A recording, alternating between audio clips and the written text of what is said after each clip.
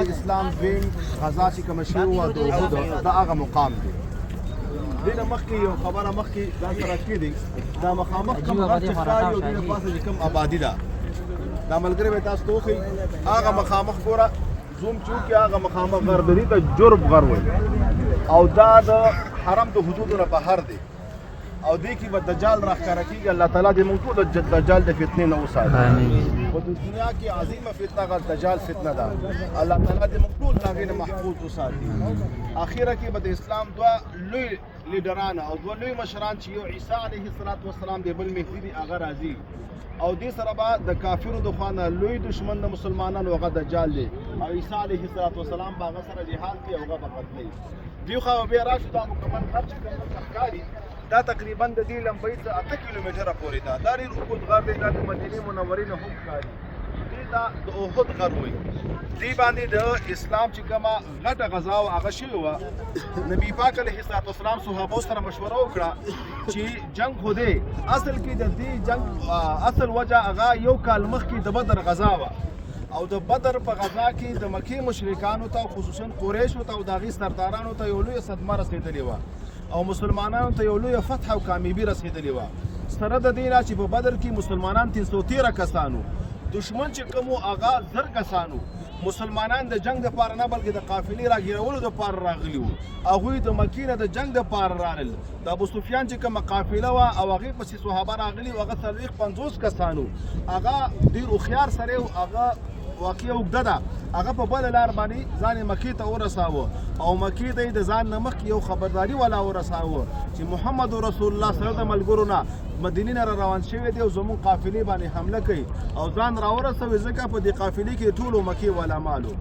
مسلمانانو ته مخې ته عظیم لښکر د کافرانو راغی.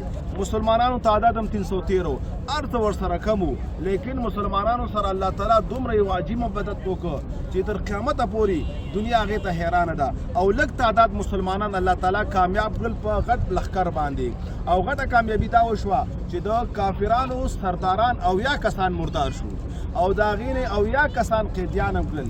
په هغې کې د نبي پاک ترم و. اوږده واقعه د مختصر بیان به وکړو لیکن کافران دومره دردمن شوله دومره پریشانه شول. ابو سفیان خو ورسېده لیکن هغوی یو عزم وکړ چې آینده کال به موږ په مسلمانانو باندې حمله کوو. چې کله آینده کال راورسېده هغوی د هغې نه را روان شو. پیغام د جنګ راغی. نبي پاک صحابو سره مشوره وکړه چې دننه په مدینې کې جنګ کوو او که نه بهر وځو. لږو کسانو دا مشوره وکړه چې نه په مدینې کې جنګ به وکړو دې کې فایده ډېره ده موږ سره به سهولیات دي لیکن چې کوم مشرانو هغه دا خبره وکړه چې نه بهر وځو چې ښه په ډاګه باندې او ښه په نره باندې مقابله دشمن وکړو. نبي پاک دا خبره ومنله او د بدر دغې مقام ته راغلل. هغه ټول سفرونه رپېدلو. مسلمانان یو طرف ته شو او بل طرف ته کافران شو. مسلمانانو ته ابتدا کې فتح میلاو شوه لیکن نبي پاک علیه السلام یو بهترین رهنما یو بهترین داعي هغې سره هغه یو بهترین جرنیل هم و. دا کومه وادي چې تاسو ته ښکاري دا مخامخ دې طرف ته دا کسان به موجود دي. دا ملګری به تاسو ته په موبایل کې وښیي. دې باندې نبي پاک علیه السلام ابتدا نه د مسلمانانو 50 صحابه او تکړه صحابه او تیرانداز صحابه هغه ودروله او هغوی ته یو خبره وکړه چې ګوره مونږه که فتح میلاو شوه او که مونږ ته ناکامي میلاو شوه که مونږ مغلوب شو که زمونږ غوښې مرغانه مخوري تاسو به دیز نه راکوزېږئ تاسو به کلک ودرېږئ. لیکن ابتدا کې داسې وشو د الله تعالی امتحان و. الله تعالی مسلمانانو ته فتح ورکړه کامیابي ورکړه. هلته مسلمانان خپله کې اختلاف راغی. بعضې دا فیصله وکړه چې ګوره نبي علیه السلام خو وایي چې نه به راکوزېږي خو جنګ و. وګوره کافران په تیښته دي مسلمانانو ته فتح میلاو شوه لهذا موږ ته پکار دي چې موږ ورشو او هغوی سره مدد وکړو غنیمت ورسره راجمع کړو او دلته کار د خدمت دی.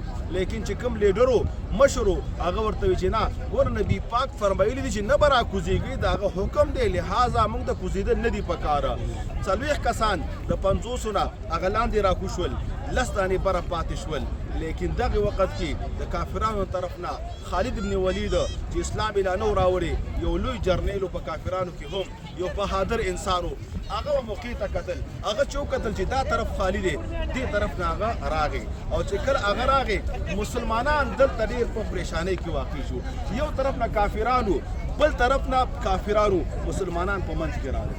مسلمانان دومره پریشان شو چې وار پاره ته نه خطا کړ د مسلمانانو فتح غلبه هغه په ناکامۍ باندې بدل شو سکس باندې بدل شو او مسلمانانو ته ډېر درد ورسېده مسلمانانو اویا صحابه شهیدان کړل او په دې کې بیا د نبی پاک تر او د جنتونو سردار امیر حمزه رضی الله تعالی عنہ هغه هم په بېدردۍ سره شهید کړی شو او تاسو ته چې کوم دا جنگلي کې دا مقبره ښکاري دې کې د احد د غزا هغه اویا صحابه مدفون دي او آرام دي او دا هغه صحابه دي چې موږ وایو چې رضی الله عنهم الله تعالی دې راضي شي او دا الله تعالی فیصله کړې ده لقد رضي الله عن المؤمنین الله تعالی دغه مؤمنانو صحابه ناراضي شوي دي نو دا مختصره واقعه وه د احد د غزا په باره کې او ان شاء الله د بدر میدان ته به بل ورځو هغه باره کې مواقع بیانو مختصره خبره دا مخامخ د احد غر دی هغه چې کم دی جبل الرومات دی د دې نه لاندې یو نهر غوندې دی هغې ته وادي عقیق وایي